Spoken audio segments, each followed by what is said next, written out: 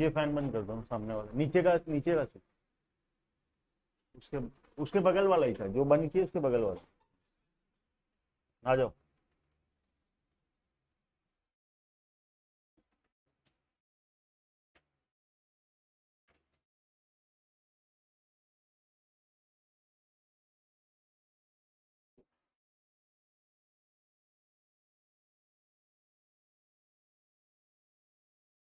ज्यादा छुट्टी बना रहे हैं।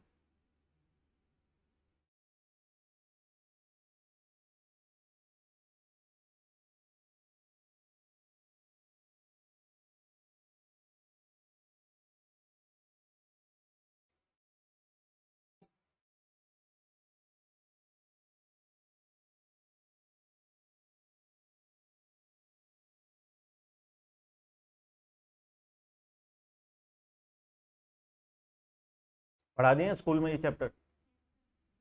पढ़ा दिए ना?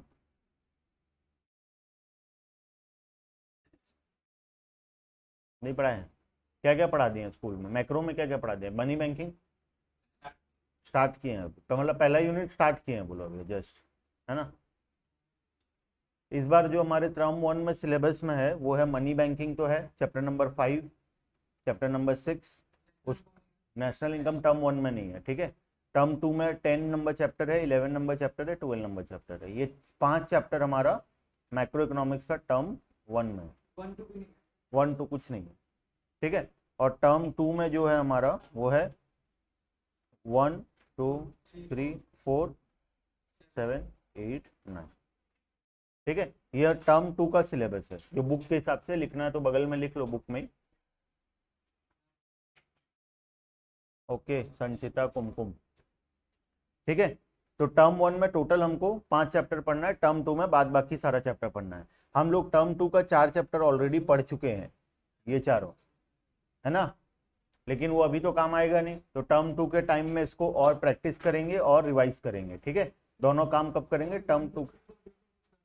अभी कुछ जरूरत नहीं है, पूरा टर्म 1 खत्म हो जाने दो, फिर हम लोग फिर से चैप्टर 1 से 4 तक रिवाइज करेंगे, सारा क्वेश्चन प्रैक्टिस करेंगे, ठीक है। तो एक बार के लिए यहाँ पे जिसका जितना हुआ है वहीं पे स्टॉप कर दो, ठीक है। अब हम लोग शुरू जो किए, चैप्टर नंबर 5 हमारा हो चुका है मनी, 6 हो चुका है बैंकिंग। आज हम लोग शुरू कर रहे हैं chapter number 10 budget, chapter number 11 है फॉरेन एक्सचेंज रेट, और चैप्टर नंबर 12 है बैलेंस ऑफ पेमेंट, ठीक है। ये टोटल हमारे सिलेबस के अंदर में, ठीक है।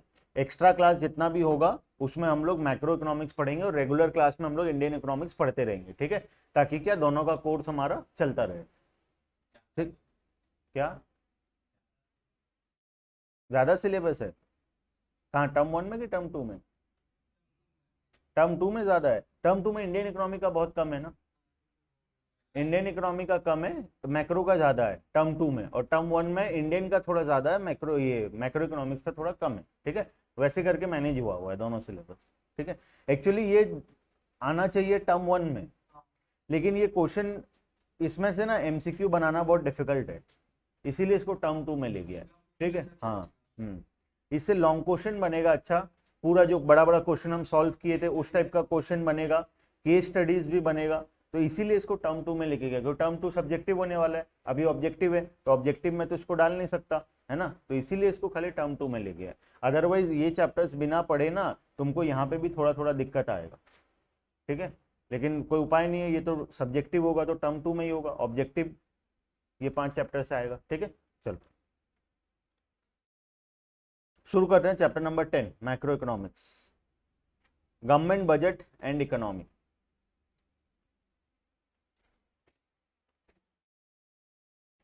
चलो, गवर्नमेंट बजट एंड इकोनॉमी। सबसे पहले बजट क्या होता है? बजट का मतलब क्या? Limitation of expenditure. किस चीज का?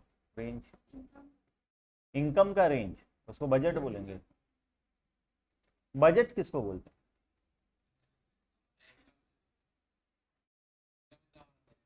जो तुम्हारा इनकम है वो तुम्हारा बजट होता है। हाँ वो तो ठीक है, वो तो यूनियन बजट है जो इंडिया के लिए बनता है, लेकिन सिर्फ बजट क्या होता है? कभी बनाए हो बजट? बनाए हो? कब बनाए हो? ट्रिप जाने टाइम बजट बनाया, मोबाइल फोन खरीदना है तो एक बजट बनाते हो, है ना, लैपटॉप खरीदना है तो एक बजट बनाते हो, कपड़ा खरीदना है तो बजट बनाते हो, उसके बाद कोई इवेंट करना है तो बजट बनता है। तो बजट क्या है? डिटेल्ड प्लान कैसे करेंगे डिटेल प्लान कैसे करेंगे? और प्राइस के according. Kumkum very good, Monalisa very good. Budget क्या होता है पूनम? कभी बनाए हो? तो बजट बनाए हो तो सभी लोग बनाए होंगे।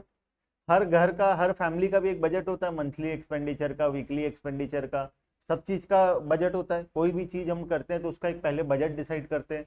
मोबाइल फोन खरीदना है तो हम एक रेंज डिसाइड करते हैं कि मेरे को 10 से 20 हजार के अंदर का खरीदना है, या 5 से 10 हजार रुपए के अंदर का मोबाइल फोन खरीदना है, ठीक है। उसी तरीके से हम कोई भी काम करते हैं तो पहले एक बजट बनाते हैं, ठीक है। अब ये बजट क्या होता है? A budget is a document containing detailed programs and policies of the action for the given fiscal year. कोई भी काम करना है उसका डिटेल प्रोग्राम एंड पॉलिसीज। मतलब अगर मोबाइल फोन खरीदना है तो बजट क्या होगा? हम लोग जो डिटेल एनालिसिस करते हैं कि कितने के रेंज के अंदर खरीदना है, ठीक है, उसमें कौन कौन सा मोबाइल फोन अवेलेबल है, वो सारा हमारा क्या बजट का पार्ट होता है, ठीक है। बजट में एक तो मॉनेटरी अमाउंट और मॉनेटरी के टर्म्स में रहता है कि कितना का क्या प्रोडक्ट मिल रहा है, दूसरा उसका डिटेल भी रहता है। मतलब जैसे मान लो मैं एक बजट बनाता हूँ, गणेश पूजा करना है मुझे कोचिंग सेंटर में, मान लेते हैं, ठीक है। एक बजट बनाए हम लोग गणेश पूजा करने का कि हम लोग 20,000 रुपीज खर्चा करेंगे गणेश पूजा में, ठीक है। अब ये मेरा क्या बजट बन गया? 20,000 रुपीज खर्चा करना मतलब क्या बजट हो गया? ये कंप्लीट बजट नहीं है, ठीक है। अब अगर कंप्लीट बजट मुझे बनाना है तो मैं इसमें से डिसाइड करूंगा कि 4,000 रुपीज का मैं डेकोरेशन का सामान खरीदूंगा, 5,000 रुपए का मैं प्रसाद आइटम खरीदूंगा, 5,000 रुपए का मैं गणेश भगवान का आइडल खरीदूंगा। तो इस प्रकार से हम लोग इसको डिटेल में एनालिसिस करेंगे, ठीक है। तो अब ये मेरा कंप्लीट बजट बनेगा। तो सोचो अगर हम एक छोटा सा इवेंट करते हैं या छोटा सा एक कुछ सामान हमको खरीदना है, ठीक है, उसके लिए अगर हम बजट बना रहे हैं तो पूरा कंट्री को चलाने के लिए भी तो बजट बनाना पड़ेगा या नहीं बने पड़ेगा? ऑब्वियस सब पड़ेगा, है ना। और एक बहुत अच्छा बजट बनाने का जरूरत है क्योंकि देश तो इतना बड़ा है ना, इतना सारा रेवेन्यू कलेक्शन हो रहा है, इतना प्रकार का एक्सपेंडिचर है, अलग अलग सेक्टर में अलग अलग गवर्नमेंट को अलग अलग पैसा देना पड़ता है, तो उसका भी एक बजट बनाना पड़ेगा। तो वो बजट को हर साल गवर्नमेंट क्या करता है? बजट बनाता है अपने कंट्री को चलाने का, ठीक है। हर साल फरवरी के महीने में गवर्नमेंट क्या करता है? बजट बनाता है, ठीक है। अब कौन सा गवर्नमेंट बनाता है? Central government, state government, local government, हर कोई अपना अपना बजट बनाता है, ठीक है। हर कोई अपना अपना बजट बनाता है। जैसे सेंट्रल गवर्नमेंट अपना बजट बनाएगा, स्टेट गवर्नमेंट अपना बजट बनाएगा, लोकल गवर्नमेंट अपना बजट बनाएगा, म्यूनसिपैलिटीज अपना बनाएगा, पंचायत अपना बनाएगा, ग्राम पंचायत, जितने छोटे छोटे जितने भी गवर्नमेंट या उसके गवर्निंग बॉडीज हैं वो सब कोई अपना अपना बजट बनाते हैं, ठीक है। कि इस साल में उसमें क्या क्या डिटेल रहता है, इस साल में कितना रुपए हमको मिलने वाला है टैक्स के हिसाब से या फिर कहीं और से, जितना रुपए हमारा कलेक्शन होने वाला है और जितना रुपए को हम खर्चा करेंगे, ठीक है, डेवलपमेंट में या कहीं पे भी हम जो खर्चा करेंगे उसका पूरा detail plan and policies government बनाता है, ठीक है। हमारा सिलेबस सिर्फ और सिर्फ यूनियन बजट पे रेस्ट्रिक्टेड है। हम जो पढ़ेंगे सिलेबस में वो सिर्फ जो सेंट्रल गवर्नमेंट करता है हम वही बजट को पढ़ेंगे, ठीक है।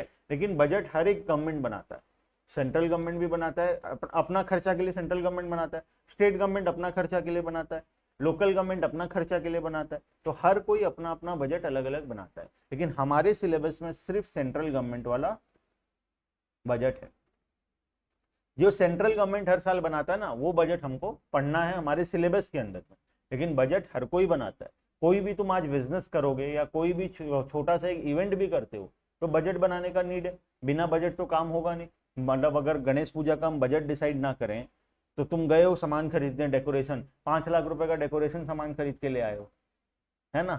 तो बिना बजट के हम लोग कोई भी काम नहीं कर सकते, ठीक है, चाहे वो एक छोटा सा फंक्शन क्यों ना हो, चाहे वो कंट्री को चलाने का काम क्यों ना हो, ठीक है। तो इसीलिए हमको एक बजट बनाने का नीड है। अब बजट क्या होता है? एक डॉक्यूमेंट होता है जिसमें पूरा डिटेल प्रोग्राम्स एंड पॉलिसीज लिखा जाता है कि कैसे कैसे हम लोग वो काम को करेंगे। चाहे वो हम अगर हमको कोई छोटा सा इवेंट करना है तो वो इवेंट का पूरा डिटेल प्रोग्राम एंड पॉलिसीज, अगर हमको देश चलाना है तो पूरे देश को कैसे चलाएंगे हम लोग, उसका पूरा डिटेल प्रोग्राम एंड पॉलिसीज होता है। ठीक है, तो ये क्या होता है, हर साल गवर्नमेंट एक यूनियन बजट पब्लिश करता है। हर साल गवर्नमेंट एक यूनियन बजट पब्लिश करता है। जो बजट सेंट्रल गवर्नमेंट पब्लिश करता है हर साल, उसको बोलते हैं यूनियन बजट। ठीक है, कब पब्लिश होता है ये, और कितना तारीख, वो ending कितना तारीख, कौन बताएगा, कब पब्लिश होता है बजट, मंथ के एंडिंग में, साल में एक बार बनता है। ठीक है,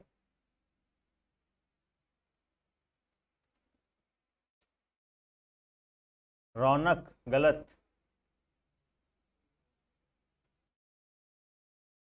कुमकुम वेरी गुड, 1 फेब को बजट पब्लिश होता है। ठीक है, पहले ये पब्लिश होता था 1 मार्च को, फिर पब्लिश होता था बीच में 31 मार्च, अब ये पब्लिश होने लग गया 1 फेब को। ठीक है, तो हर बार गवर्नमेंट अपने हिसाब से करता है, लेकिन मैक्सिमम टाइम यूनिफॉर्म रखने की कोशिश करता है। तो अभी लास्ट 2-3 ईयर्स से 1 फेब को बजट पब्लिश होता है। ठीक है, 1 फेब को हर साल बजट आता है। अब ये बजट में क्या रहता है देखना, अकाउंटिंग ईयर तो तुमको पता है क्या होता है, 1 अप्रैल को चालू होता है अकाउंटिंग ईयर। ठीक है, देखना पूरा डिटेल में, जो बुक में नहीं दिया है, अभी मैं वो डिस्कशन कर रहा हूं जो बुक में नहीं दिया है। ठीक है, 1 अप्रैल को ईयर शुरू होने वाला है, कब तक चलेगा ये, 31 मार्च। ठीक है, तो तुम बताओ बजट मेरे को इसके पहले बनाना पड़ेगा या इसके बाद बनाना है, 1 अप्रैल के बाद बनाना है, ऑब्वियसली पहले बनाना पड़ेगा, ईयर चालू होने के पहले मेरे को बजट बनाना पड़ेगा। तो मैं यहाँ पे 1 फेब को क्या करता हूँ, बजट बना लेता हूँ, अनाउंस करता हूँ, अनाउंसमेंट करता हूँ बजट। ठीक है, मतलब जैसे हमारे फाइनेंस मिनिस्टर आते हैं न्यूज चैनल के सामने, पार्लियामेंट में जाते हैं और बजट अनाउंसमेंट होता है। ठीक है, ये बहुत ही बड़ा दिन होता है इंडिया के लिए, इंडिया के लिए, शेयर मार्केट के लिए और अदर मार्केट्स के लिए ये बहुत बड़ा दिन होता है।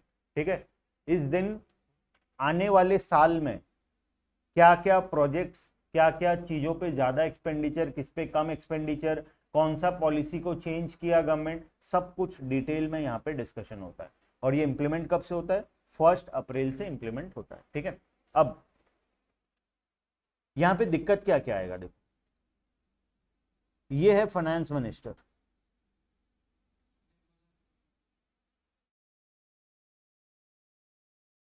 ठीक है, बाल बड़ा बड़ा कर देते, ये है हमारे फाइनेंस मिनिस्टर। ठीक है, कौन है अभी फाइनेंस मिनिस्टर, निर्मला सीतारमण। ठीक है, अब ये बजट को बनाती है बैठ के। ठीक है, मिनिमम इसको 2 से 3 महीना लग जाता है बजट को बनाने के लिए। मतलब ये नवंबर दिसंबर में काम चालू कर देते हैं बजट बनाने का, तो फरवरी तक ये लोग, जनवरी एंड तक बजट बना लेते हैं, 1 फेब को पार्लियामेंट में ये लोग अनाउंस करते हैं। ठीक है, तो तुमको लगता है ये डेटा कॉन्फिडेंशियल होना चाहिए या नहीं होना चाहिए, होना चाहिए, है ना, बजट जो बन रहा है वो कॉन्फिडेंशियल होना चाहिए। अगर लीक हो गया मार्केट में, लोगों को पता चल गया, तो सब इधर का उधर नहीं हो जाएगा कि पर लोगों को पता चल गया आने वाले दिनों में गवर्नमेंट कहां पे खर्च करने वाला है, लोगों के अनाउंसमेंट से पहले ही पता चल जाता है। ठीक है, इस दिन शेयर मार्केट में मेजर मूवमेंट्स होता है, एकदम एक्सट्रीम मूवमेंट्स होता है। किसी कंपनी का शेयर एकदम भयंकर तरीके से ऊपर भी जा सकता है, किसी कंपनी का शेयर भयंकर तरीके से नीचे भी आ सकता है। ठीक है, बिकॉज अगर वो सेक्टर के लिए अच्छा होगा बजट, तो वहां का पॉजिटिव वे में रिएक्ट करेगा मार्केट, अगर वो सेक्टर के लिए खराब होगा तो वो नेगेटिव वे में रिएक्ट करेगा मार्केट। ठीक है, तो इसीलिए ये एक बहुत बड़ा दिन होता है, ये बहुत बड़ा इवेंट होता है इंडिया के लिए। तो इसका जो डेटा है ये क्या होना चाहिए, कॉन्फिडेंशियल होना चाहिए। ठीक है, अब सोचो अकेली औरत का कितना डेटा को कॉन्फिडेंशियल रखेगी, अकेले तो बना नहीं सकती है बजट, उसको बहुत लोगों का हेल्प लेना पड़ेगा बजट बनाने के लिए। हजारों पेज का होता है बजट, ऐसा नहीं कि 2 पेज में लिख दिए इतना इतना, बैलेंस शीट एक बना दिए और ट्रायल बैलेंस एक बना दिए और दिखा दिए गवर्नमेंट को, देखिए हम ये करेंगे। बजट ऐसा नहीं होता है, बजट कम से कम भी 500-700 पेज 1000 पेज का बजट बनता है, ठीक है, जिसमें पूरा डिटेल में एक एक चीज को लिखा जाता है कि अगर 50,000 करोड़ रुपए खर्च करना है रेलवे में तो रेलवे के कौन कौन से सेक्टर में ईस्टर्न कोस्ट को कितना मिलेगा, वेस्टर्न वाले को कितना मिलेगा, ईस्टर्न में ओडिशा के पार्ट को कितना मिलेगा, उसमें से रेलवे स्टेशन को कितना डेवलप करेंगे, ट्रैक्स को कितना डेवलप करेंगे, रेलवे नया ट्रेन कितना खरीदेंगे, नया ट्रेन कितना चलाएंगे, अपग्रेड कितना करेंगे, ए टू जेड डिटेल, मतलब पूरा एनालिसिस उसमें लिखा होता है, ठीक है। तो ये बहुत लोगों का हेल्प लेती होगी, ऑब्वियस सा बात है। तो अब सोचो इतने सारे लोग फिर भी डेटा लीक नहीं होता मार्केट में, कैसे?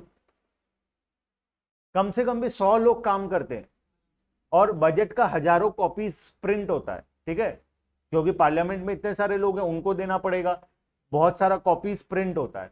तो ना वो प्रिंट करने वाला, ना टाइप करने वाला, ना उसको बनाने वाला, कोई भी डेटा को लीक नहीं करता। क्यों? आज अगर हम छोटा सा काम करें, ठीक है, तो भी डेटा लीक हो जाता है किधर ना किधर से, अगर हम स्टाफ के भरोसे रहें या कुछ रहें तो डेटा लीक हो जाता है। लेकिन जब देश का इतना बड़ा ये इवेंट है और इतना ज्यादा कॉन्फिडेंशियल न्यूज है, उस पर हजारों लोग काम कर रहे हैं, फिर भी वो डेटा मार्केट में लीक नहीं होता, कुछ तो रीजन होगा। क्या रीजन? मतलब जो भी उस पे काम कर रहा है, मान लो 1000 लोग काम कर रहे हैं, उनमें से कोई एक आदमी भी बाहर किसी को कुछ नहीं बताता, ना अपने घर वाले को, ना अपने बच्चों को, ना अपने घर के किसी मेंबर को भी नहीं बताता, ना वो लोग खुद भी शेयर मार्केट में ट्रेडिंग करते हैं उसके बेसिस पे, है ना, वो खुद भी ट्रेडिंग नहीं करते हैं। तो सोचो इतना कॉन्फिडेंशियल कैसे हो सकता है कोई डेटा? लॉ नहीं है इसके लिए ना। क्या होता है देखो, एक सेरेमनी होता है, हलवा सेरेमनी, ये सब बुक में नहीं है, ठीक है, ये सब यहीं पे अभी डिस्कशन में है, हम लिखेंगे भी नहीं इसको, बिकॉज ये हमारे एग्जाम के लिए रेलेवेंट नहीं है ओवरऑल, लेकिन चैप्टर को समझने के लिए काम आएगा, ठीक है। एक हलवा सेरेमनी होता है, ठीक है, उस दिन क्या करते हैं, जो हमारे फाइनेंस मिनिस्टर है ना, वो मिठाई बनाता है पार्लियामेंट के अंदर में, रियलिटी में ऐसा होता है, ठीक है, तुम गूगल में करके देख लेना हलवा सेरेमनी, ठीक है, गूगल करके देख लेना, फोटो आ जाएगा, निर्मला सीतारमन हलवा बना रही है, ठीक है। तो पार्लियामेंट के अंदर में मिठाई बनाया जाता है, ठीक है। उस दिन जो लोग बजट पे काम करेंगे, वो 1000 लोग अगर मान लो हैं, तो सबको मिठाई खिलाया जाता है, सब मिठाई खा के उनको एक रूम में लॉक कर दिया जाता है फॉर 3 मंथ्स। मतलब जब तक बजट पूरा रेडी ना हो जाए और मार्केट में पब्लिश ना हो जाए, तब तक उनको एक रूम में बंद कर दिया जाता है। सारा उसको पेपर चाहिए, पेपर, प्रिंटर सब अंदर दे दिया जाता है, without network, without mobile phone, वो लोग बाहर किसी से कम्युनिकेट ही नहीं कर सकते, और वो लोग को एक रूम में लॉक कर दिया जाता है। सच में ये रियलिटी है, ये ऐसा ही होता है। डेटा नेट से नहीं तो बजट बनेगा कैसे? क्यों? नेट से क्या है बजट का? जानकारी जानकारी उनको नेट से नहीं चाहिए, वो लोग को सारा डिटेल दिया जाता है और वो लोग अंदर अपना बैठ जाते हैं, ठीक है। तो उनको टाइपिंग वो सब बनाने का काम दिया जाता है, ठीक है, उसमें खाली बाहर से कम्युनिकेट होता है। सारे रहते कहाँ है सर? पल्लवी एक वो सेरेमनी है हलवा बनाना, ठीक है, तो मिठाई खा के उनको लॉक किया जाता है, ये ऐसा एक सेरेमनी स्टार्टिंग से चलता आ रहा है पूरा इंडिपेंडेंस के टाइम से, इसीलिए इसको हलवा सेरेमनी बोलते हैं। सब रहते कहाँ? अरे मतलब एक रूम में, मतलब एक बिल्डिंग में उनको लॉक कर दिया जाता है, उनमें उनका रूम वूम, खाने पीने का सब इंतजाम रहता है, टोटल A to Z, ठीक है। और वहां पे अंदर उनको no network, no mobile phone, no outside communication, कोई भी तरीके से वो लोग उस रूम से बाहर कम्युनिकेट नहीं कर सकते, ठीक है। जिस दिन बजट पब्लिश होता है 1 Feb को, उसके अगले दिन उनको, मतलब पब्लिश होने के बाद उनको वहां से निकाला जाता है। तो इसीलिए वो डेटा कभी भी बाहर मार्केट में लीक नहीं होता, ठीक है। बजट में क्या होने वाला है, क्या नहीं होने वाला है, वो डेटा कभी भी लीक नहीं होता। वो लोग को अंदर लॉक कर दिए, ठीक है, तो वो लोग तो किसी से कम्युनिकेट कर नहीं सकते, ना खुद ट्रेडिंग कर सकते हैं डेटा के बेसिस पे, ना खुद प्रॉफिट बना सकते हैं, ना किसी को बता सकते हैं। तो पूरा कंप्लीट ये प्रोसेस चलता है हर बार। मतलब सोचो कुछ लोगों को ये लोग दिसंबर महीना से लॉक करते हैं, जनवरी फरवरी महीना तक रूम के अंदर, विदाउट इंटरनेट, विदाउट, मतलब टॉर्चर नहीं है, वो लोग को उतना वैसा पेमेंट मिलता है, वो लोग का जॉब है वो, ठीक है, वो लोग का वो जॉब है। तो वो लोग इसके अंदर में काम करते हैं, ठीक है। इसको बोलते हैं हलवा सेरेमनी। हर साल ये होता है बजट से पहले, ठीक है। देखना न्यूज में आता भी है, दिसंबर में हलवा सेरेमनी था आज बोल के, ठीक है, दिसंबर अराउंड टू 1 मंथ का टाइम रहता है, 1 महीने में ये लोग बना लेते हैं बजट। तो अगर फरवरी 1 को पब्लिश होना है तो दिसंबर 24, 25, 26 तरफ ये लोग हलवा सेरेमनी करते हैं। उसके बाद ये लोग को रूम में लॉक कर दिया जाता है, बंद कर दिया जाता है एक बिल्डिंग में, और वो लोग फिर पल्लवी कितने दिन तक रहते हैं? जिस दिन हलवा सेरेमनी है तब से लेके 1 फेब तक, जब बजट पब्लिश होगा उस डेट तक वो लोग अंदर ही रहेंगे। बजट न्यूज में पब्लिश होने के बाद वो लोग वहां से बाहर निकलेंगे। ठीक है, तो ये काम होता है हमारा बजट को कॉन्फिडेंशियल रखने के लिए। क्लियर है? ये सिर्फ यूनियन बजट के केस में होता है जो सेंट्रल गवर्नमेंट बनाता है, स्टेट गवर्नमेंट के केस में ऐसा नहीं होता। ठीक है, चलो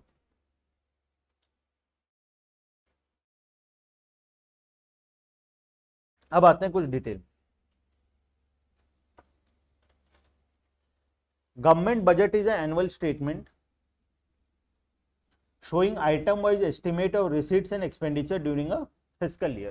ठीक है, कहां कहां से पैसा आएगा और कहां कहां पे पैसा हमको खर्चा करना है, इसका पूरा डिटेल एनालिसिस किया जाता है बजट के अंदर। ठीक है, the receipts and expenditure shown in the budget are not the actual figure but the estimated values. Actual values क्यों नहीं होता अभिप्सा? ये एक्चुअल फिगर्स नहीं होता, एस्टिमेटेड फिगर्स होता है। क्यों? हम बजट बना है अभी, नेक्स्ट ईयर इंप्लीमेंट होगा, तो करेक्ट फिगर कहां से आएगा, एक्चुअल फिगर कहां से आएगा? एक एस्टिमेटेड फिगर ही तो रहेगा ना। तो बजट में क्या होता है, एक एस्टिमेटेड फिगर रहता है for the coming physical year is taken as 1 April to 31 March. ठीक है, जो हम लोग अकाउंट्स में भी फॉलो करते हैं। हमारे लिए कॉमर्स बच्चों के लिए न्यू ईयर होता है 1 अप्रैल और ईयर एंडिंग होता है 31 मार्च। ठीक है, हमको दिसंबर से कोई मतलब नहीं है। ठीक, चलो important points of government budget. क्या क्या important? Budget is prepared by government at all level. सब कोई बजट प्रिपेयर करते हैं, लेकिन हमारा सिलेबस में जो है वो है सिर्फ और सिर्फ यूनियन बजट। मतलब ये कौन सा बजट? सेंट्रल गवर्नमेंट का, सेंट्रल गवर्नमेंट का बजट है ये। ठीक है, उसके बाद estimated expenditure and receipts are planned as per the objective of the budget. In India budget is presented in the parliament on such day as the parliament may direct. Currently 1 Feb, currently 1 Feb. ठीक है, उसके बाद आखिरी line और most important, it is required to be approved by the parliament before it can be implemented. ठीक है, अब ये क्यों, ऐसा क्यों, अप्रूवल क्यों चाहिए? क्यों चाहिए? अगर फाइनेंस मिनिस्टर है, वो कोई बजट बना रहे हैं, तो अप्रूवल क्यों चाहिए? देखो क्या होता है, अब ये बजट बना दिए अपने हिसाब से। ठीक है, ये बजट बना दिए अपने हिसाब से। हो सकता है ये कोई बदमाशी करे, हो सकता है या नहीं हो सकता? गवर्नमेंट है, पैसे का मामला है, गड़बड़ी हो सकता है ना? तो हो सकता है ये लोग मिलके कोई गड़बड़ी करें, कुछ ऐसे सेक्टर्स पे ज्यादा इन्वेस्टमेंट करें जहां से उनको बेनिफिट है, कुछ ऐसे पॉलिसीज को अप्रूव करें, कोई ऐसा ऐसा एक्सपेंडिचर्स को अप्रूव करें जो एज पर गवर्नमेंट अलाउड नहीं। ठीक है, बजट में लिख दिए अब नेक्स्ट ईयर खर्चा करेंगे बोल के, लेकिन अगर उसको कोई चेक नहीं करेगा, कोई उसको अप्रूव नहीं करेगा, तो फाइनेंस मिनिस्टर जो है वो अपना मनमानी नहीं चला पाएगी। और डेमोक्रेसी में ऐसा होता है कभी कि कोई अपना मनमानी चलाए? ऐसा कभी नहीं होता। तो ये डेमोक्रेसी को बचा के रखने के लिए उसको पावर तो दिया गया बनाने का, लेकिन वो पार्लियामेंट में अप्रूव होना चाहिए। तो बहुत बार ऐसा भी होता है कि बजट अनाउंस हो जाता है, रेलवे में या कोई सेक्टर में बहुत हेवी इन्वेस्टमेंट होगा बोल के अनाउंस हो जाता है, लेकिन पार्लियामेंट में वो अप्रूव नहीं होता।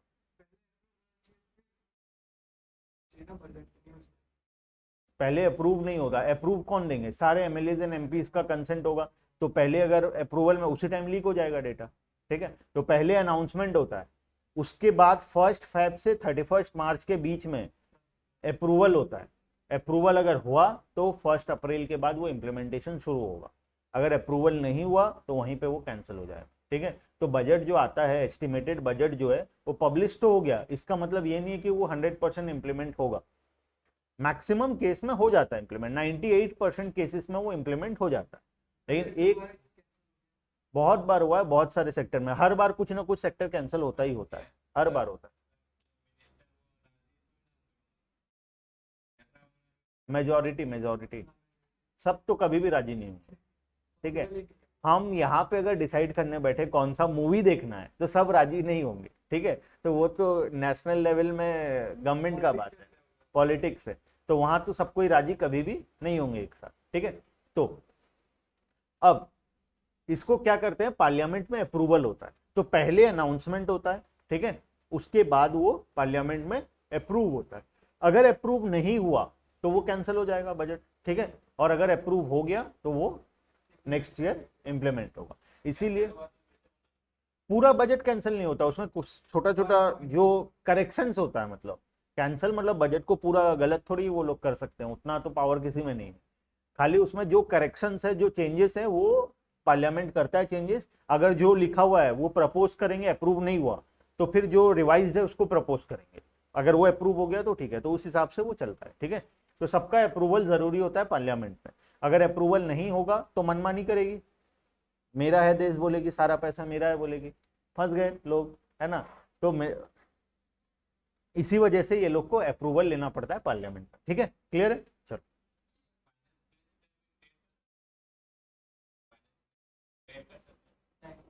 नहीं करते हैं वो लोग, उनका ये एक्चुअली क्या होता है, देखो रियलिटी में तो करते हैं लोग, ठीक है, और रियलिटी में हलवा सेरेमनी के बाद भी पता चल जाता है, लॉक करने के बाद भी रूम में किधर ना किधर से रियलिटी में जिसका बहुत लंबा अच्छा खासा सोर्स है वो लोग पता लगा लेते हैं, ठीक है। वो डायरेक्टली फाइनेंस मिनिस्टर को फोन करते हैं कि क्या क्या लिखे हो वो बजट में बताओ, थोड़ा बोलने से वो बता देती है, ठीक है। उस लेवल का सेटिंग चाहिए, मतलब आम आदमी नहीं कर सकता। और वो क्वेश्चन पेपर लीक हो जाता है, वैसे अगर बजट लीक हो गया तो बजट का वैल्यू खत्म हो गया ना, तो इसीलिए उसको कॉन्फिडेंशियल रखा जाता है। लेकिन इन रियलिटी अगर तुम देखोगे तो बहुत ट्रेडिंग, बहुत कुछ मार्केट में पहले से लीक हो जाता है, ठीक है, बहुत सारे लोगों को पता भी चल जाता है, ठीक है, रियलिटी में, क्योंकि हर एक चीज को कॉन्फिडेंशियल।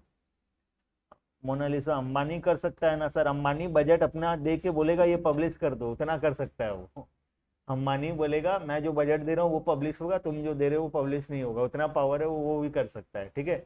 तो इसीलिए जो हाई प्रोफाइल लोग हैं वो लोग उसको एक्सेस कर लेते हैं पहले से, कोई ना कोई सोर्स लगा के, कोई ना कुछ करके उसको एक्सेस कर लेते हैं, ठीक है। बट लेकिन हर एक के लिए एक्सेस करना पॉसिबल नहीं है, तो वाइड रेंज में, मतलब पूरा ओवरऑल मार्केट में ये सर्कुलेट नहीं होता है, ठीक है। चलो नेक्स्ट, अब बजट में क्या क्या ऑब्जेक्टिव्स होता है, तुम्हारे हिसाब से क्या ऑब्जेक्टिव होता होगा बजट का।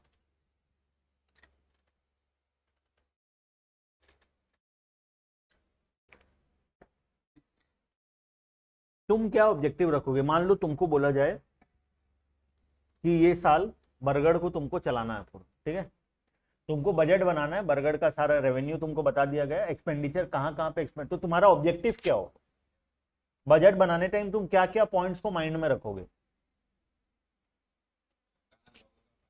लोगों का फायदा होना चाहिए, और ग्रोथ एंड डेवलपमेंट होना चाहिए, ठीक है, और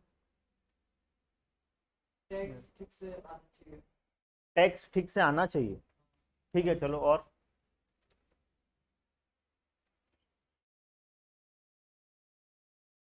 रेलवे का ग्रोथ एंड डेवलपमेंट, कुमकुम, चलो ठीक है, मान लिए ये भी, और पुअर लोगों को ज्यादा बेनिफिट होना चाहिए, है ना, गरीब लोगों को, बिलो पॉवर्टी लाइन वालों को ज्यादा बेनिफिट होना चाहिए। इन इक्वालिटी को रिड्यूस करना है हमको, है ना, जो अमीर और अमीर हो रहा है, गरीब और गरीब हो रहा है, ये जो इन इक्वालिटी है, अमीर और गरीब का जो फर्क है, इसको रिड्यूस करना है, ठीक है। और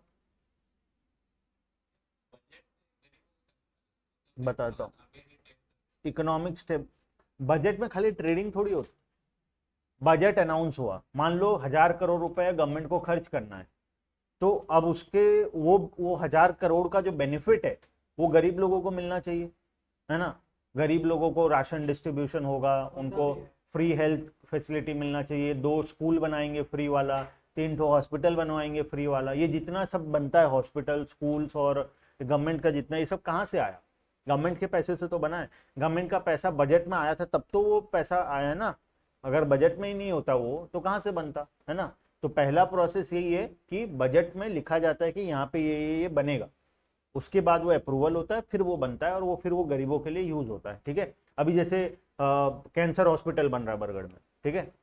अब वो हॉस्पिटल के लिए जो 15 करोड़ रुपए सैंक्शन हुआ है, उस पैसा कहाँ से आया? कौन दिया? गवर्नमेंट दिया। तो उससे गरीबों का फायदा हुआ या नहीं हुआ? गवर्नमेंट बजट में रखा था हेल्थ इंफ्रास्ट्रक्चर में इतना करोड़ रुपए खर्च करना है, तब उसमें बैलेंस था, तो वो गवर्नमेंट एलोकेट किया 15 करोड़। नवीन पटनायक अपने पॉकेट से तो नहीं दे रहा है पैसा, है ना। अभी बरगढ़ में स्टेडियम बनेगा, स्टेडियम बनने के लिए जो फंड्स है वो कहाँ से आएगा? वो सेंट्रल गवर्नमेंट से आएगा, स्टेट गवर्नमेंट से, है ना। तो गवर्नमेंट ये स्पोर्ट्स एक्टिविटी में खर्चा करने के लिए बजट में एलोकेट करके रखा है फंड्स, तभी तो दे रहा है ना। अगर पहले से ही जितना रेवेन्यू है उसको स्पोर्ट्स के लिए खर्चा करने के लिए एलोकेट ही नहीं करता तो कहाँ से पैसा देता अभी, ठीक है। तो अब वो स्टेडियम बनेगा तो गरीबों का फायदा होगा। अमीर बच्चे तो अभी भी उनको मिल जा रहा था खेलने, कहीं ना कहीं मिल जाता था, बाकी लोगों का क्या, है ना। तो उनको जो रीजनल डिस्पैरिटी है, जो इनकम का जो रिच और पुअर का जो गैप है, वो गैप को रिड्यूस करना है, ठीक है। उसके बाद इकोनॉमिक स्टेबिलिटी लाना है, ठीक है। इन्फ्लेशन को रोकने का काम करना है, तो बजट से इन्फ्लेशन भी रोका जा सकता है। उसके बाद मैनेजमेंट ऑफ पब्लिक एंटरप्राइजेस, हम एक एक करके डिटेल में पढ़ेंगे, पहले सिर्फ पॉइंट डिस्कस कर रहे हैं। पब्लिक एंटरप्राइजेस का जो मैनेजमेंट होता है उसका पॉइंट्स रहता है हमारा बजट के अंदर में। कौन सा एसबीआई को बेचना है नहीं बेचना है इस साल, ठीक है। एसबीआई को जैसे गवर्नमेंट अपना अपना अपना फैक्ट्रीज बेचते जा रहा है, एक एक करके अपना बिजनेसेस बेचते जा रहा है, तो कौन कौन से बिजनेस को बेचना है, कौन से बिजनेस को नहीं बेचना है, ठीक है। ये सारा पॉलिसी सब कहाँ रहता है? बजट के अंदर में रहता है, ठीक है। आदित्य, बजट एक्सेस होना, सक्सेस होना चाहिए, हाँ Monalisa. Aditya, economic stability growth, ठीक है। कुमकुम, हाँ ऑब्वियसली रेवेन्यू देख के ही बनाना पड़ेगा।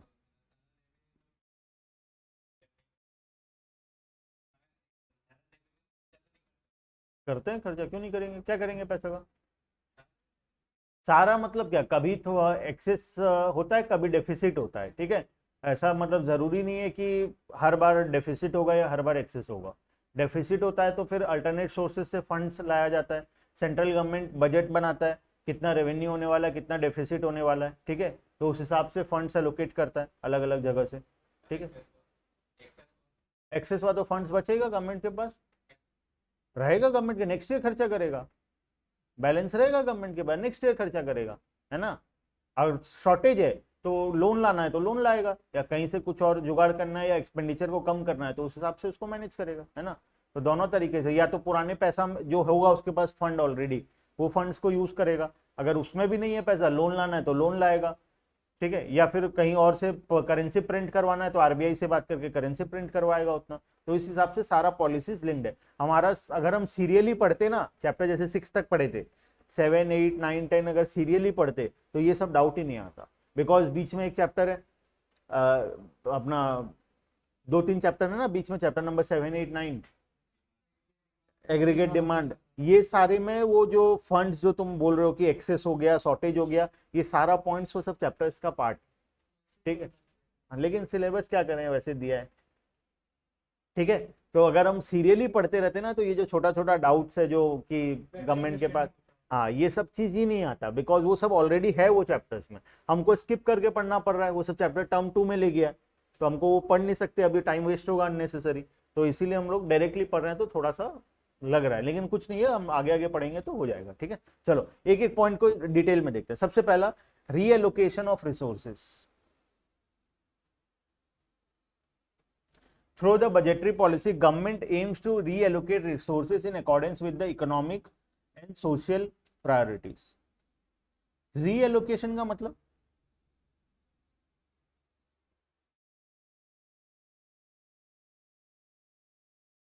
reallocate मतलब, allocate मतलब कहाँ पे resources किसको कितना कितना देना है, allocate मतलब, reallocate का मतलब, फिर से मतलब मान लो कोई सेक्टर को फंड्स दिया गया था लास्ट बजट में, ठीक है। अब उसको अगर हमको रीएलोकेट करना है तो वो सारा काम हम लोग रीएलोकेशन ऑफ रिसोर्सेस करते हैं हमारा बजट के अंदर, ठीक है। इसमें मेनली 2 पॉइंट, टैक्स कंसेशंस और subsidies. To encourage investment, government can give tax concession subsidies to the producers. For example, government discourage the production of harmful consumption like liquor, cigarettes, etc. through heavy taxes and encourage use of khadi products by providing subsidies. क्या बात है, इससे हमें government का stake है। Government का stake है तो क्या हुआ, टैक्स तो ले रहा है ना गवर्नमेंट। टैक्स में कुछ बन तो रहा है ना। बनने दो गवर्नमेंट। अच्छा देखो, एक दो दो चीजें,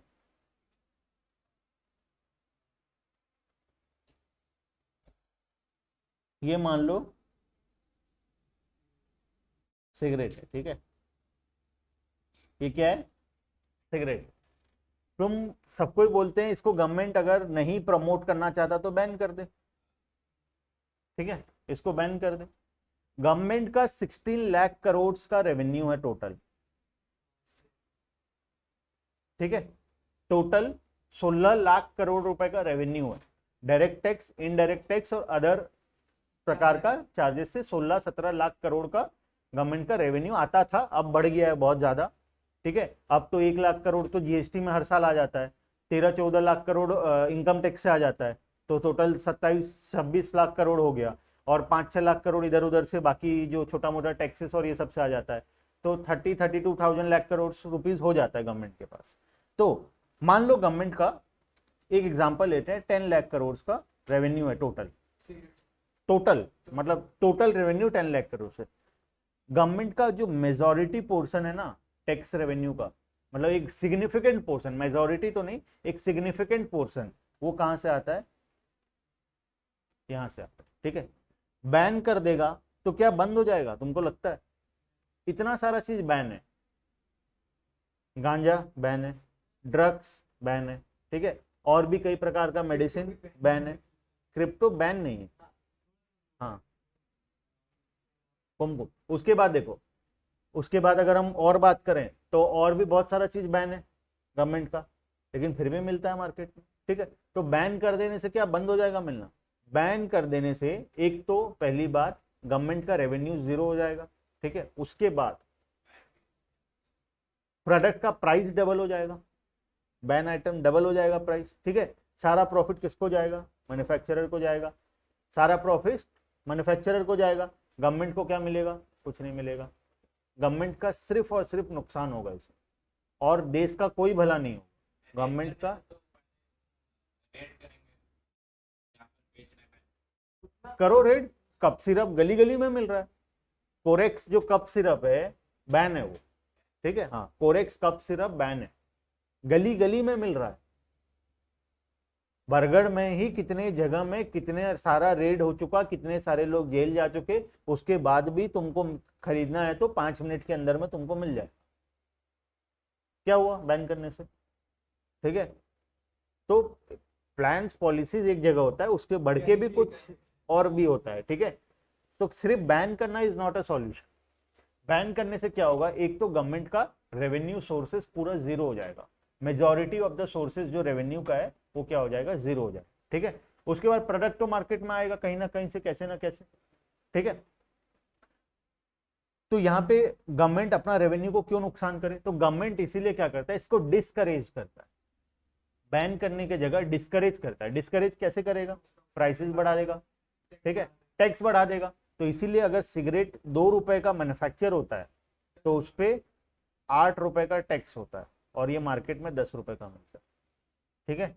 2 रुपए का सिगरेट में 8 रुपए का टैक्स होता है, ठीक है, और 400% तक टैक्स लगता है, 28% जीएसटी, 200% सेस, फिर उसके सेस पे फिर उस पे टैक्स लग के मिला जुला के कोई आइटम पे 250%, किस पे 300%, किस पे 400%, अलग अलग टबैको प्रोडक्ट्स पे अलग अलग प्रकार का टैक्स लगता है। तो 2 रुपए का अगर मैन्युफैक्चर होता है तो 8 रुपए का टैक्स गवर्नमेंट को मिलता है, ठीक है, और 10 रुपए का तुम लोगों को प्राइस मिलता है, ठीक है। जितना भी टबैको प्रोडक्ट आज है मार्केट में 10 रुपए 5 रुपए में मिल रहा है, उसका मैन्युफैक्चरिंग कॉस्ट 8 ना 1 रुपया, ठीक है, 1 रुपए में वो मैन्युफैक्चर हो जाता है, रेडी हो जाता है, लेकिन 4 रुपए उसमें गवर्नमेंट का टैक्स रहता है, तब तुमको 5 रुपए का वो मिलता है, ठीक है। तो इसीलिए गवर्नमेंट अपना एक तो सिग्निफिकेंट टैक्स रेवेन्यू गवर्नमेंट का यहाँ से, ठीक है, उसके बाद रेवेन्यू ही और क्या, ठीक है, क्लियर है। इसीलिए तो अभी लॉकडाउन के बाद जब गवर्नमेंट का टैक्स जीरो हो गया था, कलेक्शन पूरा जीरो हो गया था लॉकडाउन में, जीएसटी होगा नहीं, इनकम लोगों का है नहीं, तो इनकम टैक्स भी आएगा नहीं, तो कहीं से टैक्स रेवेन्यू आ नहीं रहा था। तो सबसे पहले क्या खोला था गवर्नमेंट? लिकर शॉप खोला था, है ना, लिकर पे कोविड सेस लगा दिया, ठीक है, अलग से टैक्स लगा दिया कोविड से 50% का। जो बॉटल लिकर का 200 रुपए का मिल रहा था मार्केट में 300 का मिल रहा है, क्योंकि 100 रुपए का इसमें कोविड सेस लग गया। ठीक है, तो गवर्नमेंट बोला लोग तो पिएंगे, जो भी हो, मानेंगे तो नहीं, कम से कम टैक्स ही कमा लिया जाए। ठीक है, तो गवर्नमेंट यहाँ पे अपना टैक्स रेवेन्यू बचा लिया। ठीक है, चलो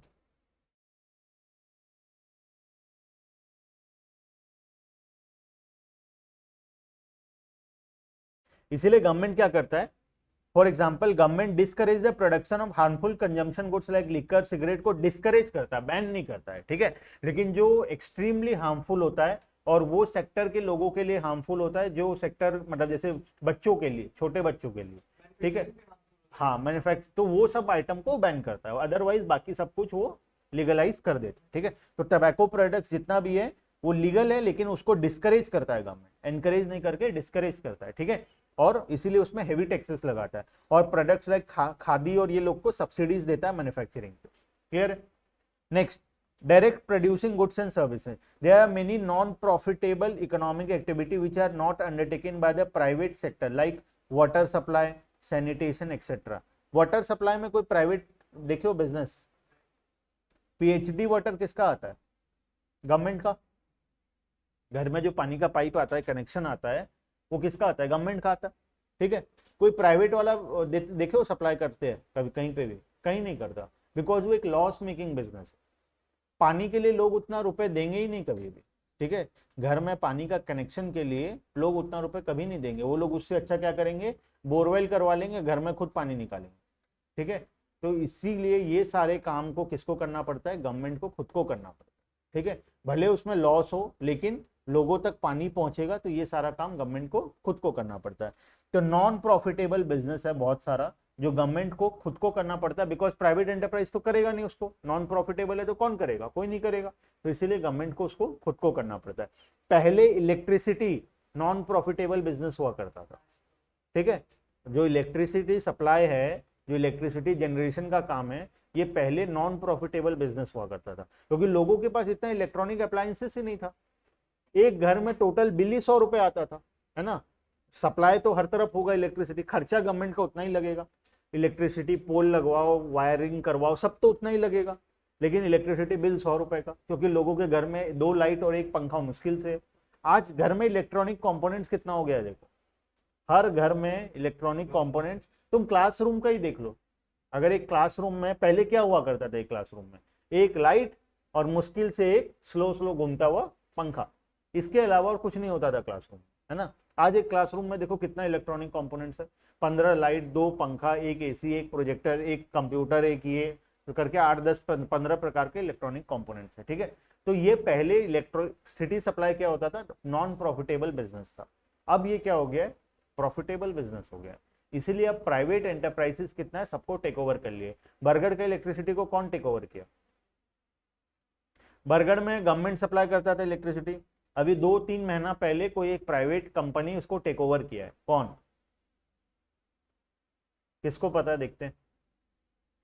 घर का अगर तुम चेक करना चाहो ना, इलेक्ट्रिसिटी बिल चेक कर लेना। 6 महीना पहले लाल कलर का पतला से इलेक्ट्रिसिटी बिल आता था, अभी व्हाइट कलर का पेपर में एक इलेक्ट्रिसिटी बिल आता है। ठीक है, वो गवर्नमेंट का था, ये प्राइवेट है। वेस्को तो गवर्नमेंट का था, ये पहले था वेस्को, अब कौन है? पहले वेस्को था, ठीक है, अभी कौन?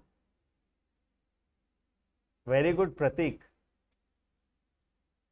No idea. Tata power, TPWODL लिखा होगा बिल में, देखना TPWODL, टाटा पावर का है। ठीक है, अभी टाटा कंपनी जो है, टाटा ट्रांसमिशन जो कंपनी है, वो क्या कर लिया है? टेक ओवर कर लिया है। ठीक है, अब वो सारे तरफ में बरगढ़ में और वेस्टर्न उड़ीसा में पूरा में इलेक्ट्रिसिटी सप्लाई करेगा। ठीक है, पहले जो वेस्को का काम था, अब वो काम को टाटा पावर ले लिया है। टाटा पावर सब तरफ अब इलेक्ट्रिसिटी सप्लाई करेगा। कहीं पे अगर कुछ डिफेक्ट होता है तो अब सारा ऑफिस भी चेंज हो गया, जो वेस्को का ऑफिस था वो टाटा का ऑफिस बन गया। ठीक है, तो अब ये सारा काम कौन करेगा? टाटा का कंपनी जो लिया है, टेक ओवर किया है, वो करेगा। ठीक है, तो 2-4-5 साल के बाद तुम देखना इलेक्ट्रिसिटी बरगढ़ में कांस्टेंट सप्लाई होना शुरू हो जाएगा, मतलब विदाउट इंटरप्शन। क्योंकि प्राइवेट आ गया, एफिशिएंसी आ गया, है ना, कैपिटलिज्म घुस गया, उसको प्रॉफिट चाहिए, इलेक्ट्रिसिटी जाएगा कटेगा तो टाटा पावर को नुकसान है, बिल नहीं बनेगा, 1 घंटा लाइन जाता है, ठीक है, तो इसका मतलब ये थोड़ी 1 घंटे के बाद डबल यूज करते हैं लोग, वो तो गया ना, बिल्डिंग तो हुआ नहीं उसका, जनरेशन में तो उतना ही खर्चा है, डैम को तो बंद नहीं करेगा 1 घंटे के लिए, जनरेशन में जो खर्चा लग रहा है वो तो लगेगा ही, ट्रांसमिशन में जो खर्चा था, फिक्स्ड कॉस्ट था, लाइन वाइन लगाने का, तार वार लगाने का, वो भी लगेगा ही, हाँ, तो 1 घंटे का इलेक्ट्रिसिटी बिल का नुकसान हो जाएगा, ठीक है, तो इसीलिए ये प्राइवेट एंटरप्राइज को दिया गया है जानबूझ के, ताकि वो लोग को नुकसान दिखेगा ना तो वो लोग कंटिन्यूअस सप्लाई करेंगे विदाउट इंटरप्शन, ठीक है, तो कुछ दो अभी अभी अभी जस्ट वो लोग टेक ओवर किए हैं, तो 2-4 साल लगेगा उनको सब कुछ प्रोसेस में लाने में, तो 3-4 साल के बाद वो लोग देखना कंटिन्यूअस सप्लाई आएगा पूरा इलेक्ट्रिसिटी का, 1 मिनट भी घर में लाइन नहीं जाएगा, फुल वोल्टेज के साथ सब कुछ चलेगा, कम वोल्टेज में चलेगा तो बिल भी कम उठेगा, नुकसान किसको, टाटा को, पर टाटा तो नुकसान होने नहीं देगा, है ना, तो इसीलिए ये अच्छा ही हुआ, टाटा ले लिया तो बहुत अच्छा ही हुआ, बिल तो हमको देना है, किसी को भी दे, वेस्को को दे, टाटा को दे, बात बराबर है, कहाँ ज्यादा, इलेक्ट्रिसिटी प्राइसेस गवर्नमेंट डिसाइड करेगा, टाटा डिसाइड नहीं करता, प्राइस जो है यूनिट पर यूनिट जो प्राइस है वो गवर्नमेंट ही डिसाइड करेगा, ठीक है, प्राइस सेम रहेगा, खाली हमको एफिशिएंसी मिलेगा, ठीक है, जो इनएफिशिएंसी है वो कट के एफिशिएंसी में कन्वर्ट हो जाएगा, ठीक है, चलो नेक्स्ट,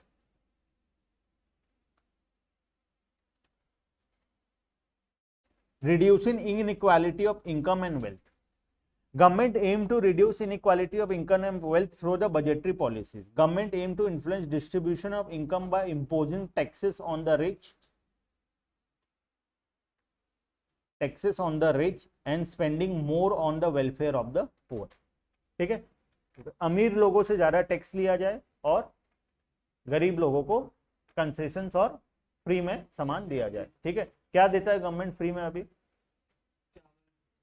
राशन सिस्टम जो है उसमें सामान देता है, हेल्थ फैसिलिटी देता है, एजुकेशन देता है, ठीक है, सब चीज तो दे रहा है गवर्नमेंट, ठीक है, ले पाना चाहिए, बात वही है, दे सब कुछ रहा है गवर्नमेंट, ऑलरेडी दे रहा है, ले पाना चाहिए, ठीक है, next, it will reduce income of the rich and raise standard of living of the poor, thus reducing inequality in the distribution of income. तुमको पता है अभी गवर्नमेंट, बरगढ़ का बता रहा हूँ, सब जो बिलो पॉवर्टी लाइन थे जिनके पास, उनको जमीन और घर दिया है, मतलब अबव पॉवर्टी लाइन वाला के पास घर नहीं है, वो अभी भी रेंटेड हाउस में रह रहा है, लेकिन ये लोग को गवर्नमेंट क्या किया है, जमीन भी दिया है और वहां पे घर बनाने का पैसा भी दिया, 1 BHK बनाने का पैसा गवर्नमेंट दिया, 1 रूम 1 बाथरूम 1 किचन 1 रूम, उतना एरिया बनाने का पैसा भी दिया है और उतना जमीन भी दिया है गवर्नमेंट सबको, 2 डिसमिल 3 डिसमिल का जमीन, और ऐसा नहीं कि कहीं पे पूरा एकदम सस्ता सा जमीन अंदर जाके, टाउन में पूरा जमीन दिया, पूरा टाउन के अंदर जहाँ पे अच्छे अच्छे आदमी जमीन नहीं खरीद सकते, जहाँ 5 लाख 10 लाख रुपए डिसमिल रेट है, वहां पे गवर्नमेंट उनको फ्री में जमीन दिया और वहां पे उनको घर बनाने का पैसा भी दिया, ठीक है, तो ये सब काम गवर्नमेंट कर रहा है, लेकिन बस करप्शन है थोड़ा मोड़ा, सबको मिलना चाहिए, आधे को मिला है आधे को नहीं मिला है बिकॉज ऑफ करप्शन और ये सब, और उसके बाद बहुत लोग ले भी नहीं पाए हैं क्योंकि किसी का डॉक्यूमेंटेशन, किसी का क्या, ये सब प्रॉब्लम्स भी है, ठीक है, तो reducing inequality and income of the wealth, government उनको घर दे रहा है, जमीन दे रहा है, खाने पीने के लिए दे रहा है, हेल्थ दे रहा है, एजुकेशन दे रहा है, ट्रांसपोर्ट दे रहा है, और क्या देगा, इससे ज्यादा और क्या मिलेगा, हेल्थ इंफ्रास्ट्रक्चर, हेल्थ जो जरूरी है दे रहा है, एजुकेशन जो जरूरी है दे रहा है, खाना पीना जो जरूरी है वो दे रहा है, घर दे रहा है और जमीन दे रहा है, और क्या चाहिए, इससे ज्यादा तो नहीं दे सकता ना, इसके बाद तो खुद को कमाना पड़ेगा, अगर कुछ चाहिए तो ऑडी वॉडी चाहिए तो खुद को लाना पड़ेगा, उसका तो उपाय नहीं है, गाड़ी तो नहीं दे, साइकिल भी दिया है और लैपटॉप भी दिया है, साइकिल भी दिया है और लैपटॉप भी दिया है ना, जो 12th लास्ट 2 साल पहले जो 11 12 जो गवर्नमेंट CHSE वाले जो गवर्नमेंट कॉलेजेस से जो पास हुए थे उन लोग को लैपटॉप मिला था सबको, जो 80-90% से ऊपर लाए थे सबको गवर्नमेंट एक लैपटॉप दिया था, डिजिटल इंडिया के, डिजिटल इंडिया को प्रमोट करने के लिए गवर्नमेंट फ्री में लैपटॉप दिया था सबको एक, ठीक है, उसके बाद साइकिल तो देता ही है ना, तो ये सब कुछ दे दिया, मतलब उसके बाद भी अगर नहीं स्टैंडर्ड ऑफ लिविंग रेज होगा तो फिर तो कोई उपाय नहीं है, हाँ उड़ीसा में दिया है, बहुत जन को मिला है, और लैपटॉप भी बहुत जन को मिला है। विकास में मिला है, वुमेन्स तो दूर की बात है, विकास में भी मिला है, विकास में भी लोगों को मिला है लैपटॉप, कितने सारे लोगों को मिला है लैपटॉप। ठीक है, चलो next. Economic stability, ration system, kerosene, Pallavi. चलो next. Economic stability means absence of large scale fluctuation in prices, such fluctuation creates uncertainty in the economy. Government can exercise control over the fluctuation through taxes and expenditure. Policies of surplus budget during inflation and अच्छा ये नहीं समझ में आएगा अभी, ये line समझ में नहीं आएगा बिकॉज हम पढ़े नहीं है। ये लाइन को मार्क करके रखो, हम लोग इसको धीरे धीरे समझेंगे।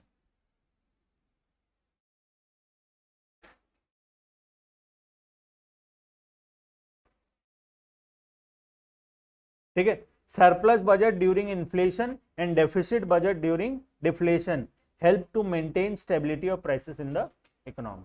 सिर्फ मार्क करके रखो, अभी समझाने से ये समझ में नहीं आएगा। ठीक है, next. Management of public enterprises, there are large number of public sector industries specially natural monopolies which are establish and manage for social welfare of the people. Example railway, IRCTC government का नहीं, ठीक है, railway, Indian railway. ठीक है, ये सारे जितने भी एंटरप्राइजेस हैं ये पब्लिक के वेलफेयर के लिए सेटअप किया गया था। मैनेज कौन करता था? गवर्नमेंट ही मैनेज करता था। Budget is prepare with the objective of making various provisions of managing such enterprises and providing those financial helps. जो बजट होता है ना उसमें एक पार्ट होता है रेलवे बजट। ठीक है, अलग से आता है रेलवे बजट। रेलवे क्योंकि इंडिया का बहुत बड़ा सेक्टर है इसीलिए रेलवे का बजट अलग से रहता है। पहले यूनियन बजट अनाउंस होता है, फिर रेलवे बजट अलग से अनाउंस होता है।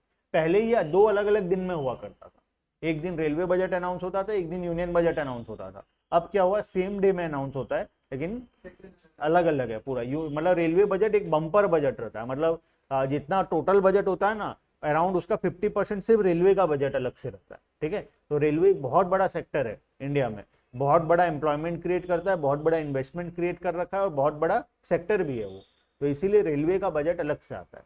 तो वहां पे वो सब बजट्स में वो लोग क्या करते हैं, पब्लिक एंटरप्राइज को कैसे मैनेज करेंगे वो सारा डिटेल भी उसमें रहता है। ठीक है, चलो नेक्स्ट। अच्छा, नेचुरल मोनोपोली क्या होता है? मोनोपोली क्या होता है? एक ही फॉर्म है, कोई कंपटीशन नहीं है। ठीक है, ना वो सेम प्रोडक्ट बनाता है, ना वो सेम टाइप का कोई प्रोडक्ट और कोई बनाता है, ना सेम प्रोडक्ट ना सेम टाइप का प्रोडक्ट। जैसे कि रेलवे का कोई कॉम्पिटिटर नहीं।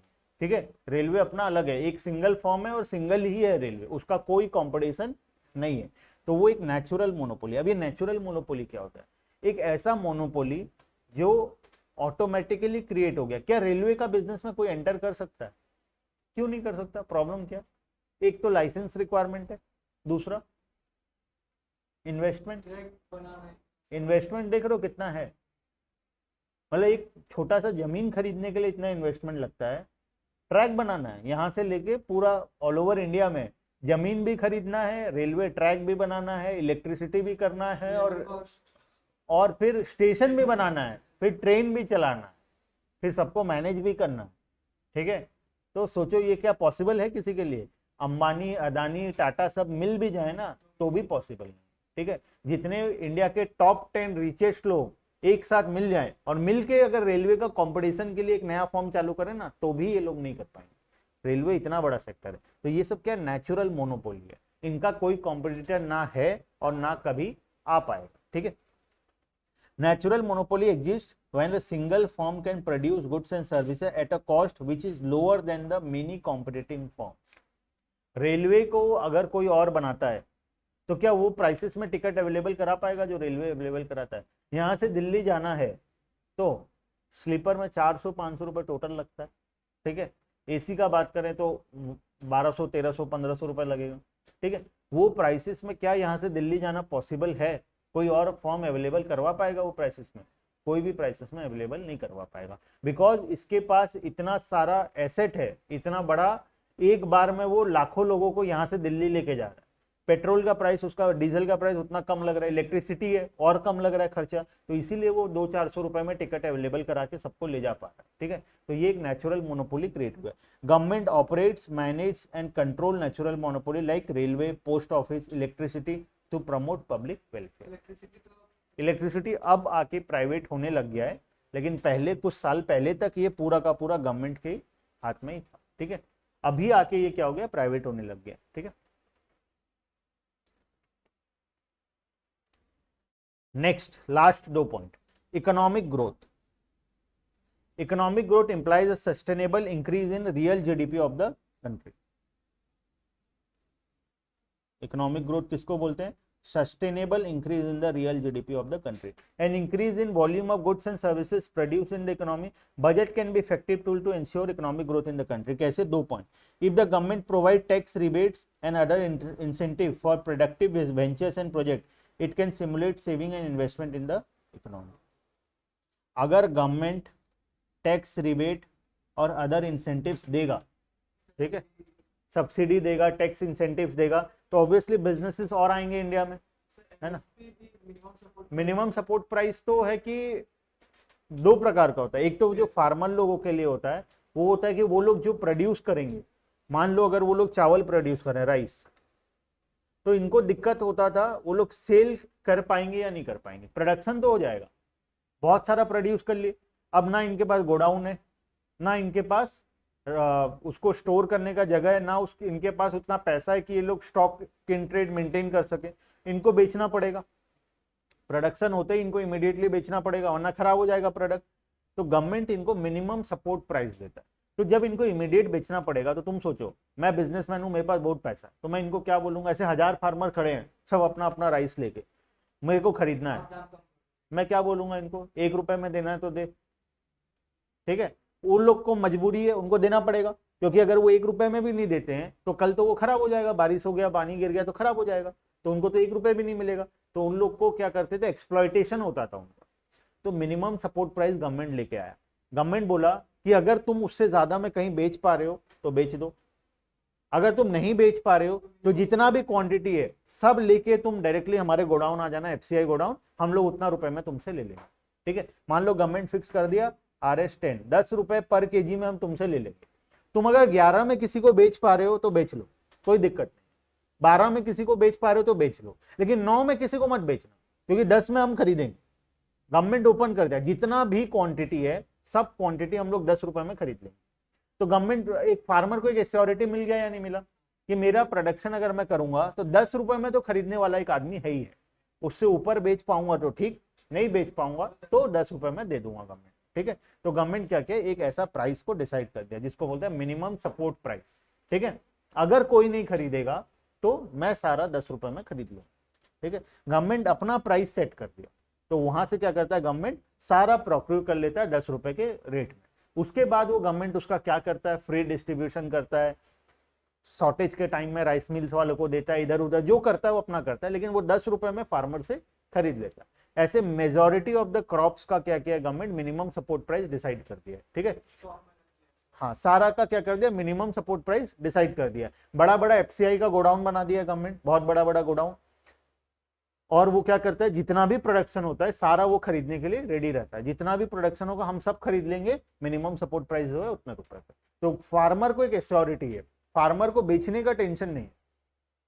वो देखता है 2 दिन अगर 11 रुपए में बिकता है, 12 रुपए में बिकता है तो ठीक है, नहीं बिकेगा तो तीसरा दिन सारा सामान लेके गवर्नमेंट को पकड़ा देगा। ठीक है, 10 रुपए तो उसको मिलना ही मिलना है, तो फार्मर सेफ हो गया यहाँ पे। तो वो मिनिमम सपोर्ट प्राइस। ठीक है, अगर government tax rebates and other incentives देगा तब नए नए business, savings and investment economy में आएगा। जैसे कि एग्जांपल, बाहर से कौन सा कंपनी इंडिया में आया रिसेंटली बहुत सारे कंपनीज, टेस्ला एक आया, और टेस्ला तो हालांकि मैन्युफैक्चरिंग नहीं करेगा, लेकिन सिर्फ वो सेल्स के लिए आया है। बहुत सारे कंपनीज मैन्युफैक्चरिंग के लिए भी इंडिया में आ रहे हैं। बहुत सारे लोग अलग अलग स्टेट्स में अपना मैन्युफैक्चरिंग प्लांट भी बैठा रहे हैं। क्यों बैठा रहे हैं? क्योंकि वहां का गवर्नमेंट उनको टैक्स बेनिफिट, कंसेशन, जमीन फ्री में, बहुत सारा चीज एडवांटेज दे रहा है ना। इसीलिए वो लोग कर रहे हैं। तो जब गवर्नमेंट ये सब काम करेगा तो वो एरिया में सेविंग्स एंड इन्वेस्टमेंट आएगा, रीजनल ग्रोथ होगा। ठीक है, ये गवर्नमेंट एक मेजॉरिटी काम कैसे करता है, स्पेशल इकोनॉमिक जोन बना SEZ बना के, ठीक है, स्पेशल इकोनॉमिक जोन बना देता है। वो क्या होता है, वो जोन में मान लो ये बरगढ़ है अपना, ये मान लो बरगढ़ है, उसका ये एरिया डेवलप्ड है और ये अनडेवलप्ड है। ठीक है, गवर्नमेंट चाहता है यहाँ पे बिजनेस ऑर्गेनाइजेशन आए, बिजनेस करें, ताकि ये एरिया क्या हो, डेवलप हो जाए। तो गवर्नमेंट क्या करेगा, ये एरिया को स्पेशल इकोनॉमिक जोन डिक्लेयर कर देगा, ये एरिया को स्पेशल इकोनॉमिक जोन डिक्लेयर कर दिया। अब इसके डिक्लेयर करने से क्या होता है, स्पेशल इकोनॉमिक जोन में टैक्स कितना लगता है, तुम जो भी कमाओगे टैक्स देना नहीं है, ना GST देना है, ना इनकम टैक्स देना। सोचो, तो यहां के लोग कहां भागेंगे, बाहर के लोग कहां आएंगे, हर तरफ से लोग यहीं आएंगे। ठीक है, सब तरफ से लोग क्या करने लग गए, यहाँ आने लगे। ऑटोमेटिक ये एरिया का डेवलपमेंट होगा या नहीं होगा, ऑटोमेटिक डेवलपमेंट होगा। तो गवर्नमेंट इसी तरीके से क्या करता है, किसी एरिया का डेवलपमेंट करना है, कोई सेक्टर का डेवलपमेंट कर रहा है, तो वो एरिया में, वो सेक्टर में टैक्स कंसेशन और अदर बेनिफिट दे देता है, जिससे क्या होता है कि वो ऑटोमेटिक डेवलप हो जाता है। अभी रिसेंटली जो किया गवर्नमेंट, टू व्हीलर,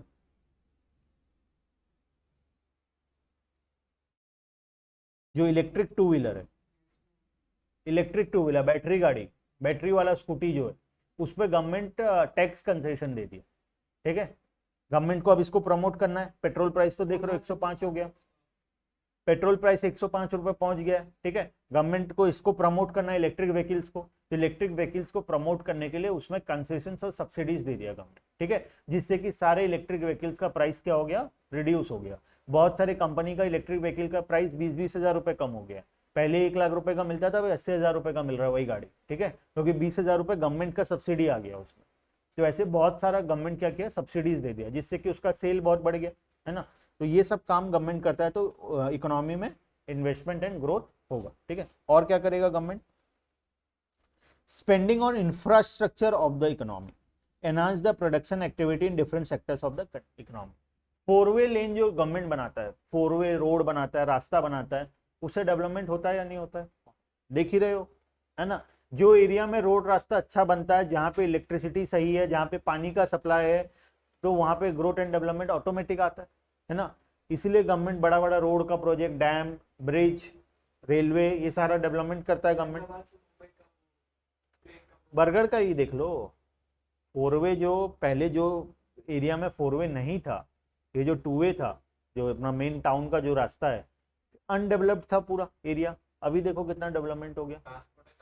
ठीक है, ट्रांसपोर्टेशन अच्छा होगा तो ऑटोमेटिकली मार्केट डेवलप करेगा ही करेगा।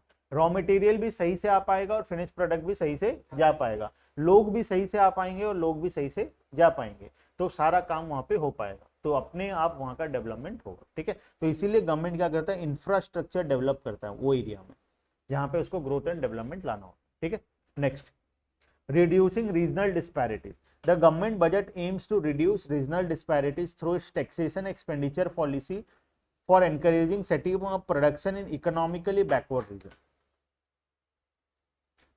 इकोनॉमिकली बैकवर्ड रीजन में क्या करता है गवर्नमेंट, प्रोडक्शन एंटरप्राइज को सेटअप करने की कोशिश करता है, ताकि रीजनल डिस्पैरिटी जो है, कुछ एरिया अच्छा डेवलप हो गया, कुछ एरिया में कुछ भी नहीं है, तो ये जो रीजनल डिस्पैरिटी है, ये रीजनल डिस्पैरिटी को खत्म करने के लिए इकोनॉमिकली बैकवर्ड एरिया में गवर्नमेंट चाहता है कि क्या हो, फैक्ट्रीज एंड मैन्युफैक्चरिंग यूनिट्स या बिजनेस सेटअप हो।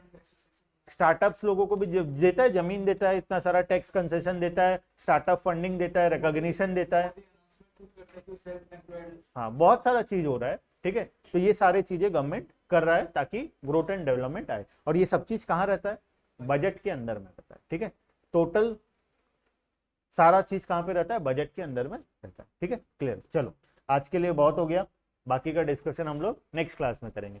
संचिता इंडियन का बुक थोड़ा मिलेगा, थोड़ा टाइम लगेगा, ठीक है, बिकॉज उसका कुछ दिक्कत चल रहा है प्रोसेस में, तो हम लोग उसको करेंगे।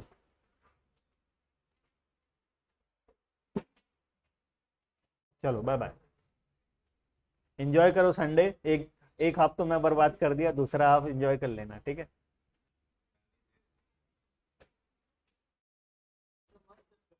चैप्टर अच्छा है, और भी दोनों तीनों अभी चैप्टर जो है ना, दोनों तीनों अच्छा चैप्टर है।